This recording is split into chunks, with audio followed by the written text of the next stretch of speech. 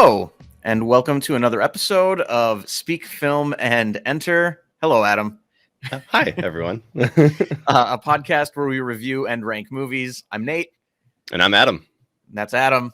Today, we are reviewing the full season of Marvel's latest series, Moon Knight, currently streaming on Disney+. We did start, some of you might remember, a few weeks ago, trying to go episode by episode, but just some scheduling conflicts. And then once we got far enough along, we felt like let's just wait until the whole season is over and we can do a full season recap. This will contain spoilers. So if you haven't watched the show yet and you do care about spoilers, we would recommend watching that first and then coming back and hearing our thoughts on it. But if you're not familiar with the show, Adam, would you like to tell the people what it's about? Yes. Stephen Grant discovers he's been granted the powers of an Egyptian moon god, but he soon finds out that these newfound powers can be both a blessing and a curse to his troubled life. Yes. Sorry, what did you say? What did you say that was? I said granted. Ooh, granted. Yes. Yeah, exactly. It was very funny, not to be missed. Yeah. Yeah. Before we get too far into that, I want to again remind our viewers, listeners of all of our jazz that we do here. Follow us on Twitter, Facebook, Instagram, and of course YouTube. If you're following us on YouTube, don't forget to ding the bell so you get notifications when we post new content. Find us wherever you find your podcasts, Spotify, Apple Podcasts, that kind of stuff. So with that out of the way, back to Moon Knight. All of our jazz being the formal all of our jazz. of all that jazz. That was fun. But yeah, I say we dive right into what works for Moon Knight, the 6-episode series starring Oscar Isaac. What did we like about it? I gotta say, I the first episode was obviously a little jarring, a little confusing based on what the rest of the series was going to hold. I mean, looking back now, it's kind of like, oh, that doesn't really make a ton of sense. But I remember liking the first episode and really being like entranced by like, okay, what's going to happen? Where are we going to go? We haven't delved into anything of this character or anything that resembles like an actual god as far as like what I would say actual mythology concerns. Like, I mean, besides Thor, of course, Greek mythology, sure. Norse mythology, not Greek. So now this is Egyptian, so it's a little bit of a different feel. So I ended up liking that it was totally disconnected and it was just kind of a one-off story. It reminded me of like Rogue One. It's like you can have really good stories within an already built universe that doesn't have to necessarily touch the universe. Rogue One obviously is an integral part of how they get the Death Star plans for the first Star Wars movie, and this is less connected than that. But I liked that about it, among some other things. But I'll let you go. What do you got? Yeah, I really liked. I liked Steven a lot. Yeah, I loved Oscar Isaac's performance in the whole series. I mean, playing multiple versions of the same character, different personalities. Steven was so fun and so funny, and I liked how he was kind of with us in not understanding what was going on, and then just kind of hearing his commentary on what was happening just oftentimes perfectly reflected how I was feeling. Yeah. And the British accent that he did made me laugh a lot, and just I don't know, he was a funny character. I was eventually sad to see him sidelined kind of after episode 2 when Mark becomes kind of the primary, because that's who he actually is. And I can get into that under like slightly for me what didn't work in a bit. But I loved Steven. The first 2 episodes of this I thought were fantastic, partly because I liked Steven so much. I also wanted to bring up that Justin Benson and Aaron Moorhead, the directors of episodes, I want to say 1 and 4 or 2 and 4. Okay. I can't remember. 1, 2, and 4 were my favorite of the 6. So it was 4 and then one of the first 2. They were the directors of The Endless, and they directed a couple episodes of this show. And I thought I remember liking their episodes specifically. That's what I say. I can't remember if it was 1 or 2, but I know it was 4, and I liked 1 and 2 a lot too. So I thought that was cool. Like they've done like sort of indie, high concept, low budget, like horror, sci-fi stuff. and then they get to work on. They just had like a Netflix show called, I think it was like Archive 81 or whatever it was, but I liked their episodes, and I think it's cool that they're involved in more high budget stuff. I'm curious to see kind of what this does for them as far as funding for future projects. They do have a new movie coming out this year, another like very indie, low budget feel, but I liked that. And I really liked the just Egyptian mythology. That was cool for me because, and this is going to sound like as white guy American as you can possibly get, but as a kid, hit us. Yeah, you ready for this? There was a 90s animated series called Mummies Alive.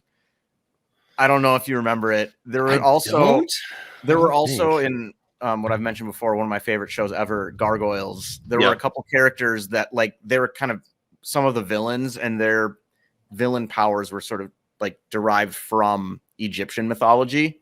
Yeah. So like that combined with the Mummies Alive, and like just the kid in me remembering those types of things was like, oh yeah, I remember liking Egyptian mythology. And I say this as like, you know, it's a very like white guy Western response, because those aren't accurate representations of Egyptian mythology. And I'm fully aware of that now. Yeah. Yeah. But I just remember liking those shows as a kid, and then just getting this Marvel series to kind of go back to at least that location.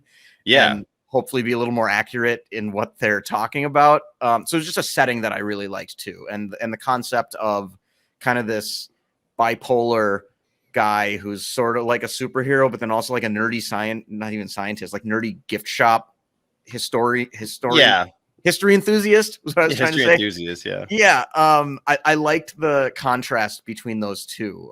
So those were the kind of the elements of the show that I liked the most. And then also just Oscar Isaac and Ethan Hawke being in a Marvel thing, I thought was really cool. Yeah. I enjoyed some of the ambiguity with the powers. I know we've talked about this in the past, that's kind of a problem that Marvel has, but I enjoyed like going into a series not knowing what they're even capable of. I agree with that. That was fun. Yeah, I just think there were moments when I was like, I need you to actually establish this by the end of the season, though. Yeah, like what? Like, I mean, obviously we get the regenerative powers that are mentioned a couple times in the series. Obviously in the last episode, the bullets coming out of Mark. And he gets those the half moon or the crescent knives, I guess we'll call them. I'm sure there's an actual name for them. But like, are those like powerful, or are they just knives? Like, obviously he's got other powers where he can summon a suit to encompass his body and protect him. Right. Is there super strength involved? That kind of stuff. And you get taste of it. But I liked that walking into the series, I didn't know who Moon Knight was. I didn't know what his power set was, what he was actually capable of. And then we introduce another hero. Well, obviously the villain has his own power set, but then we introduce another hero that we also don't really know what they're capable of, and that's in his wife May, or not May, excuse me, Layla. So that was cool for me. I ended up just really liking a lot of aspects of this series. There's a couple of downturns, but we'll get there. Overall, I had a positive vibe off of it, and I would love to see more like one-off superhero shows, or just dabbling in a little other properties, other heroes. Yeah, I agree with that. I do like that we went in. I think this was the first series that we got where it was a totally new character. Because the other ones we've had WandaVision, Falcon, Winter Soldier, Loki, and Hawkeye. Yeah. And so this is being the fifth one. Yeah, this is the first time we got like, this is all new and it's just a show. So that was cool. And like I said, I like the concept of it, and just like the location and the mythology was really fun. Do we want to get into some? Oh, yes. The last thing I was going to say. Yes. Yeah. The last thing I was going to say, because I remembered, I liked how they visually represented Kaju and the other gods. Sure. Obviously, their avatars are just regular people, but when they actually came time to meet Kaju, it was creepy and scary. And he's like this weird bird skull attached to a body, and I just thought that character design was really cool. Whether or not that's accurate to what that god may or may not have looked like. Khonshu, excuse me. Yeah. I have no idea, but I thought it looked cool, and especially when we get to meet, I'm gonna forget the hippo's name, but the hippo, and then and then Amit at the end. I thought those were just really cool. Was the hippo just Bobble or Bobby? Or I'm literally just looking at the cast here, and there's like 7 people. Yeah, and that's because there's like I'm looking at like who's played by like certain avatars, but there's like Horus, Tefnut, Isis, looks like Yatzil. Yeah, I don't know. I don't know, but anyway, I just thought those were cool, and it was fun to see another representation of that kind of stuff come to life. Yeah, definitely. Yeah. All right. So with that, if we want to get into what doesn't work, what did we not like about Moon Knight? And I kind of hinted at this already, but I struggled with, like, we got to the end and it kind of felt like they did this ceremony that we were never really made aware of before to defeat Amit. Yeah. And then also just I never felt like it was established what Moon Knight was capable of doing. Like, they were just fighting at the end, and I just still didn't have an understanding of like the limitations and the strengths and what he could actually do in that suit. And it did kind of bother me because, like, once Layla becomes Scarlet Scarab, she's just got powers too. I actually loved like what they did with her look and like the costume and everything. I thought that was really cool. But it just felt like how powerful are these people? I don't know. And when they're fighting regular people, it's hard to like. I just had no idea, and that I struggled with that. There was, I mean, during that final fight, and I'd say even backing up to I think the first episode when he fights the invisible like dog demon thing. As maybe that was either the end of 1 or 2. Yeah, I think it's 2 because I think the end of 1 is when he gets chased into the bathroom and then allows Mark to take over and beats it up. But when he's fighting it outside, like, he's getting his ass kicked. Granted, he's Steven at that point and has the suit, but like has no idea how to use it or anything like that. Doesn't know the powers associated with it. Yeah. So it becomes like how much of that is Khonshu's power and how much of that is like actual like being able to harness that power. And use it in the way that like how much is that because Mark like was in the military and actually knows how to fight? Yeah, and it's just like a straight up badass, Like, or how much is it just because he's been doing this for a while and he understands how it works and he's not afraid and he's confident in what the abilities are and he can control it. Whereas Steven's just kind of like, I don't know what I can do. And then he like tries to punch and he like doesn't do very well. And then he punches again and it works. He's like, oh look, I did it. And then he gets hit into a wall. I like that scene a lot. Yeah. Yeah. Yeah, go ahead. Those were kind of my big issues, though. I mean, I think they did, and I should have brought this up in the what works, but it's just a loose structure anyway. But I liked the 5th episode, like kind of the psychology of it, and kind of showing us how Steven was created. That's my favorite. I thought that was really well done. But then just I guess like kind of pacing, and I think that came from me not really caring about Mark very much. Like, we don't get much of him. Well, after the 2nd episode, when like Mark finally takes over, and then like beginning of 3, it's like Mark's in the driver's seat for the most part.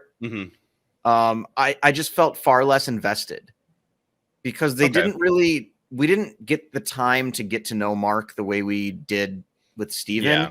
They just bring Mark to the forefront, and now it's just like, this is the real guy, and we're just supposed to kind of take that and run with it. But I found him far less enjoyable to watch than I did with Steven. And like I said, I liked the 5th episode and they got going. They got there eventually, but like episode 3 especially, I was just like, where is Steven? I don't care about this Mark guy at all. Yeah, I think it hurts that because he's like the badass, he's the contract killer basically, or I forget what the word they use. It escapes me at the moment. He's a mercenary. There we go. Because he's a mercenary, he's got less to do. He's just like, he's the guy who's good at fighting. And you don't really need to know much else. And it's like, I get that. But then when they build that off of in episode 5, it's like, hard when I'm getting more front and center. And that's why 5 helped a lot. Yeah. But with 3 and 4, I enjoyed like the sequencing of 4 and like kind of going into the cave and like that was all fun. Cool. But it was still like whenever it was Mark still, I was just kind of like, can we get Steven back out here? And it's a feeling I didn't like that I had that feeling that often. But part of it is just a testament to how awesome Steven was. Yeah, how well they wrote that character. Because apparently he was supposed to be I was reading some stuff online after like looking up like the ending and all that kind of thing. That Steven's character or Moon Knight is sort of supposed to be like Batman, where like his alter ego or the other like character inside of him is essentially like Playboy Bruce Wayne.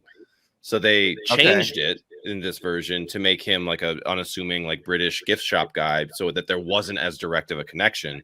And I got to say that paid off perfectly. I think so too.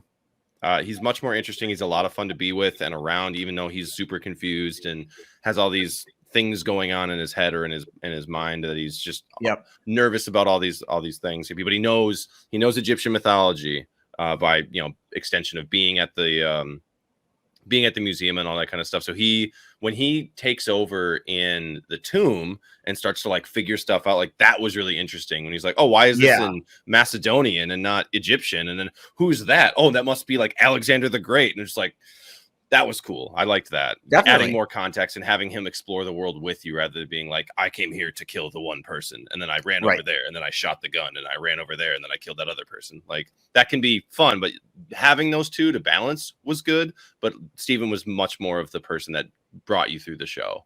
Right. Yeah. Want to get on to the performances? Sure. We were kind of just going, why is my mouse? Yeah, I mean, we were just getting there, but we can dive right into the performances.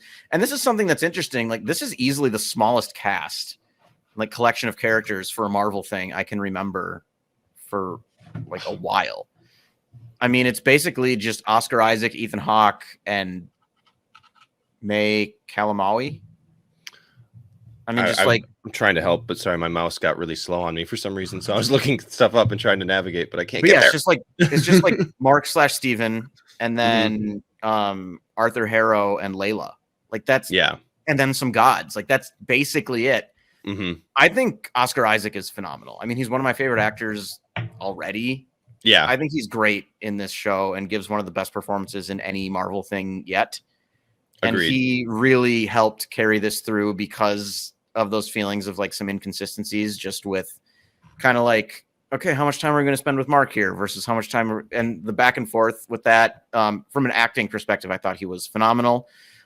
Ethan Hawke was more one note than I would have liked, just with the way his character was written. He wasn't, for such a small cast, he wasn't given that much to do. Yeah, he's just got his one goal. And like, right. And then even when he's like the therapist for a while, like that at least was a little bit different. That was cool. And I enjoyed those scenes, but he didn't, like, he was fine. I don't think he did anything wrong, but he didn't blow me away or anything like Oscar Isaac did.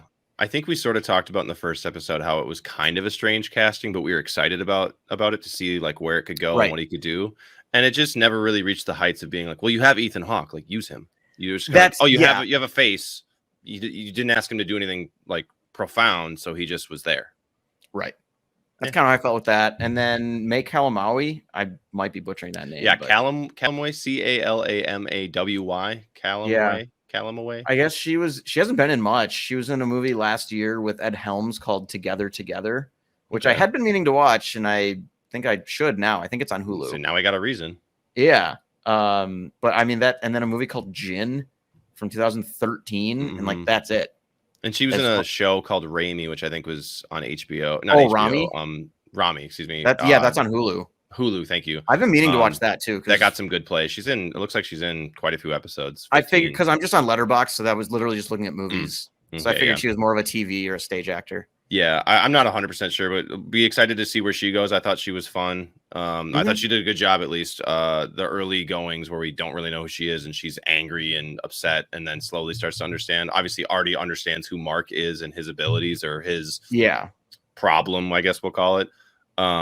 I will say, in the same vein that, excuse me, in the same vein that Oscar Isaac was doing like the back and forth of like the accent to the, from Mark to Steven, when she gets possessed by the god for like a brief moment and she's she's like running from Amit and the followers and stuff, when she like stands back up and she like in a high pitched voice, like does the little thing. And then she comes back down because she's like hurting. She hurt her leg or something. And she's holding onto the wall. I thought that was really cool. And she did that very well. She played that off very well. So it's a nice little tip of the cap, I suppose, for that part of the performance. I liked her. All right. Yeah.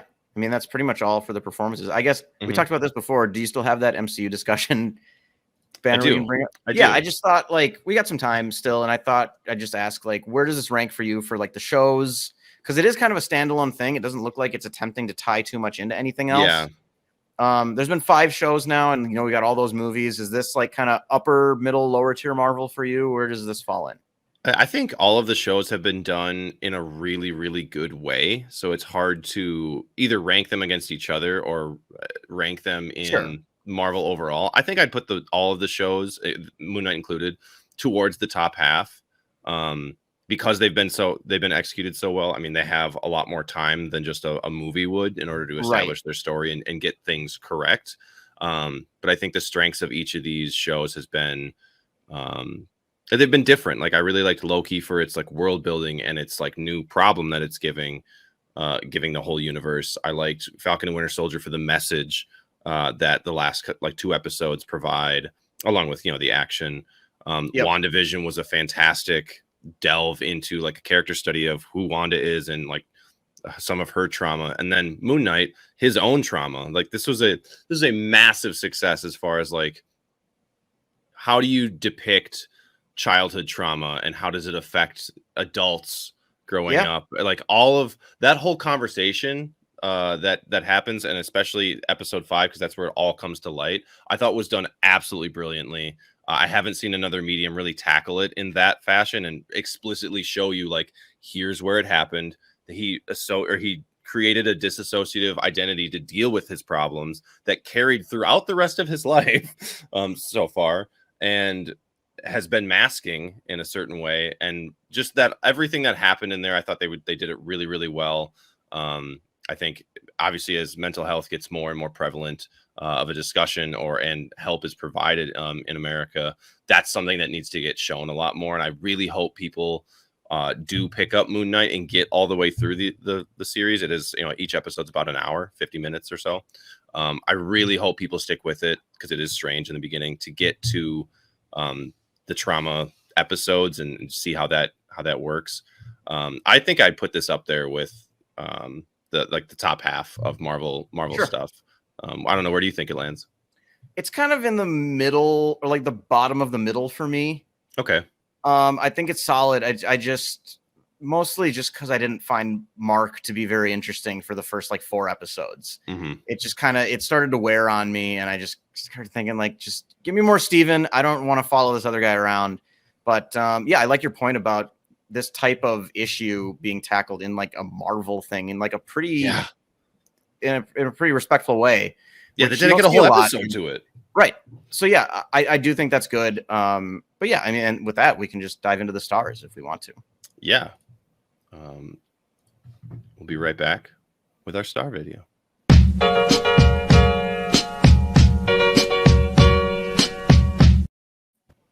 We're back. I said video. I meant review, rating, whatever. Words are hard. Do you want to go first? Yeah. I'm going to give this a 3 out of 5. I think overall I enjoyed it, but like I said, with kind of I don't want to say like inconsistencies necessarily, but it felt a little uneven to me with like the pacing and stuff. But like I said, mostly that's just because I liked Steven so much that whenever they took him away, I just felt like let's get back there. And that was a feeling throughout the first 4 episodes, especially like 3 and 4, once Mark really took over. And then really liked 5. And I thought 6 they introduced kind of that. I didn't love the like climactic scene. The ending was a little flat because I think it was so abrupt. Right.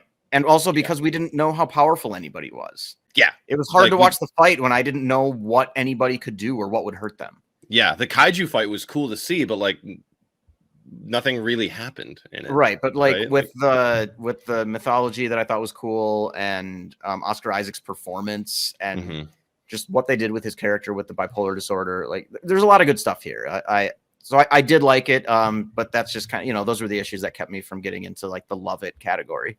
Yeah. Yeah. I'd agree with that. And I think my response or my star rating reflects the what I just talked about, the trauma thing is huge. I think that was like my favorite part of the whole series, probably one of my favorite parts of the. I figured you'd like that. As I was watching it, I was like, "Oh, Adam's gonna really like this dig episode." it. Yeah. But all four of the shows that have come out so far, I suppose I didn't mention Hawkeye, but not the point.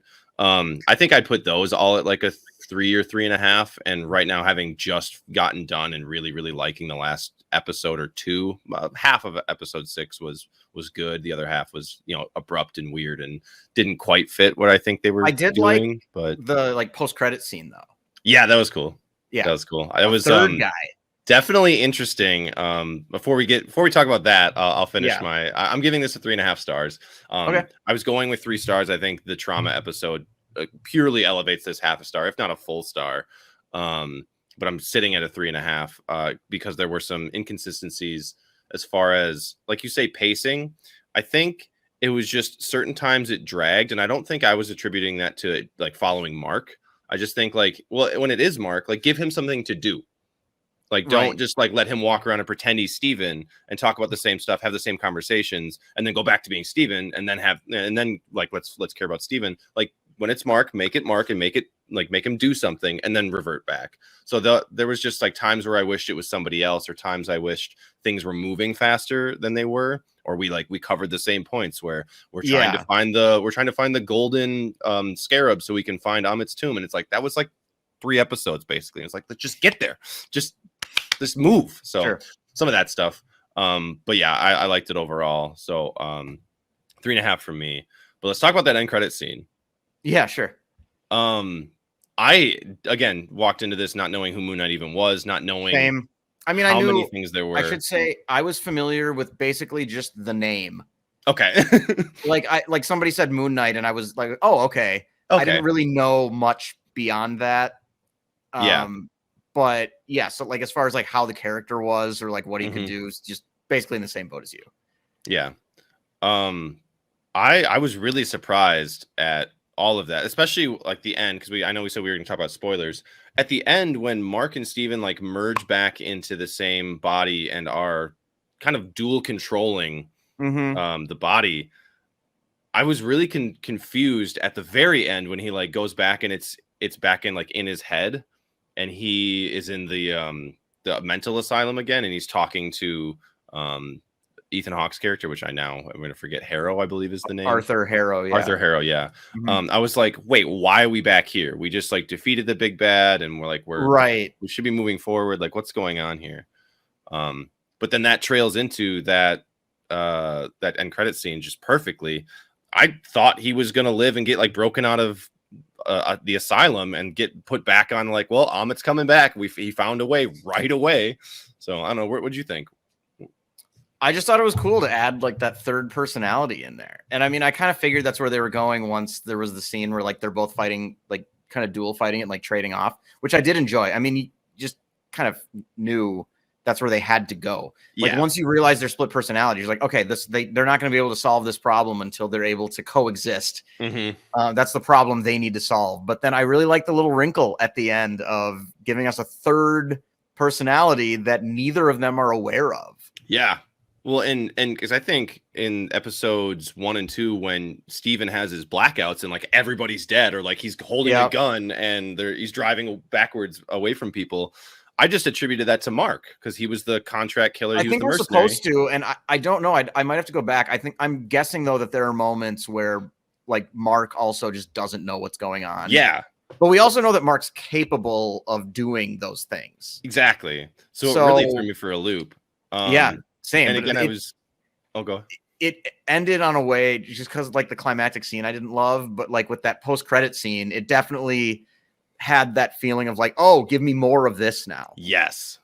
Which is good. That's what you want from all the post-credit scenes, is a little more forward momentum after the story just wrapped up. 100% agree. Especially because Khonshu was there, just trust me, I have an ace in the hole. I don't need when Mark and Steven decide that they're going away. He's okay, guys, I'll see you in a bit. That kind of nudge, wink, wink. I've got I've got you in my back pocket when I need you. Right. And that he like speaks Spanish and is just this like stone cold like mafioso killer, like was just a complete turn. So I really enjoyed that. And I was surprised they just straight up shot Ethan Hawke like 4 times and then drove away. It was like, okay. Yeah, I mean, they kind of showed us in episode 1 that it was going to be a little darker than most Marvel things.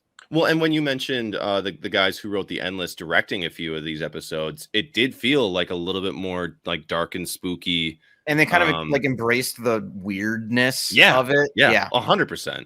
And I think that needed to happen, much like we've talked about how, I mean, a lot of this new phase has been new ideas, whether it's Eternals with, you know, their centuries old beings that get their orders from some other monstrous being out in the universe, to Doctor Strange involving multiverse and that kind of stuff. And that one itself being a little bit more spooky and dark. I like that they're going all in seemingly on these other types of concepts, because how much longer are we gonna, as an audience, gonna stay captive listening to the same, like, oh, we got another movie that looks like Iron Man, we got another movie that looks like Captain America, like those same comic storylines. It feels like they're bleeding into the actual right off the page comics, which I think has been awesome. I've really enjoyed it. Just feels more artsy, I guess. I don't know. But okay. My final thoughts, I guess. All right. I think I got nothing. Do you have anything else? Then I'm all good. Yeah, I think it's your turn to put a wrap. It is. Take it away when you're ready.